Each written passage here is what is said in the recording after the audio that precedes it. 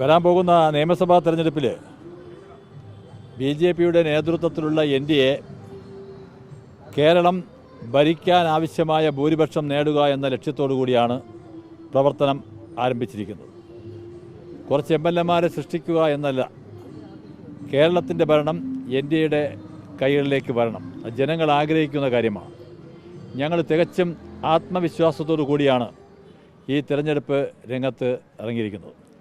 പ്രത്യേകിച്ചും കഴിഞ്ഞ തദ്ദേശ സ്വയംഭരണ സ്ഥാപനങ്ങളുടെ തിരഞ്ഞെടുപ്പിൽ കേരളത്തിൻ്റെ തലസ്ഥാനമായ തിരുവനന്തപുരം കോർപ്പറേഷൻ ഭാരതീയ ജനതാ പാർട്ടിയുടെ നേതൃത്വത്തിലുള്ള NDA ഭരണം കരസ്ഥമാക്കി. ആ തെരഞ്ഞെടുപ്പിന് മുമ്പ് ഞങ്ങളത് പറഞ്ഞപ്പോൾ കളിയാക്കിയവരുണ്ട്.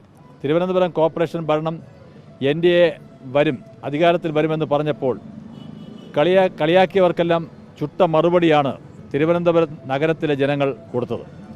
ഞങ്ങൾ ആത്മവിശ്വാസത്തോട് പറയുന്നു, കേരളത്തിലെ ജനങ്ങൾ തിരുവനന്തപുരം കോർപ്പറേഷനിലെ ജനങ്ങൾ എടുത്ത തീരുമാനം കേരളം മുഴുവൻ എടുക്കും എന്നുള്ള തീർച്ചയായിട്ടും ഉറപ്പിൻ്റെ അടിസ്ഥാനത്തിലും 100% പ്രതീക്ഷയുടെ അടിസ്ഥാനത്തിലാണ് രാജീവ് ചന്ദ്രശേഖർജിയുടെ നേതൃത്വത്തിലുള്ള കേരള BJP രംഗത്തിറങ്ങിയിട്ടുള്ളത്. തീർച്ചയായിട്ടും അധികാരത്തിൽ വരിക എന്ന ലക്ഷ്യത്തോടു കൂടി തന്നെയാണ് ഞങ്ങൾ നേരത്തെ തന്നെ പ്രവർത്തനം ആരംഭിച്ചിരിക്കുന്നത്.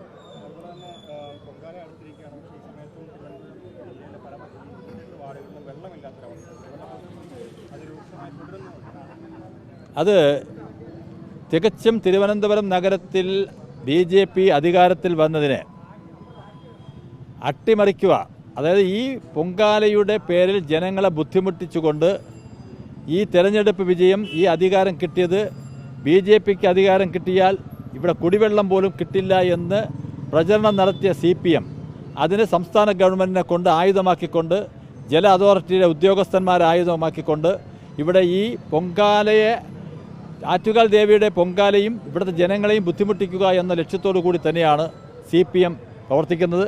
CPMൻ്റെ ആസൂത്രിതമായ നീക്കത്തിൻ്റെ ഫലമാണ് കഴിഞ്ഞ കുറച്ച് ദിവസങ്ങളായിട്ട് ഇവിടെ കുടിവെള്ളം കിട്ടാതിരിക്കുന്നത്. അത് സംശയമൊന്നും വേണ്ട. കാരണം കോർപ്പറേഷൻ ചെയ്യേണ്ട എല്ലാ കാര്യങ്ങളും മേയറുടെ നേതൃത്വത്തിലുള്ള തിരുവനന്തപുരം നഗരസഭയുടെ ഭരണസമിതി ചെയ്യേണ്ട എല്ലാ കാര്യങ്ങളും നടത്തിക്കൊണ്ടിരിക്കുകയാണ്. 107 ടാങ്കർ ലോറികളാണ് ഇവിടെ കുടിവെള്ളം എത്തിച്ചുകൊണ്ടിരിക്കുന്നത്.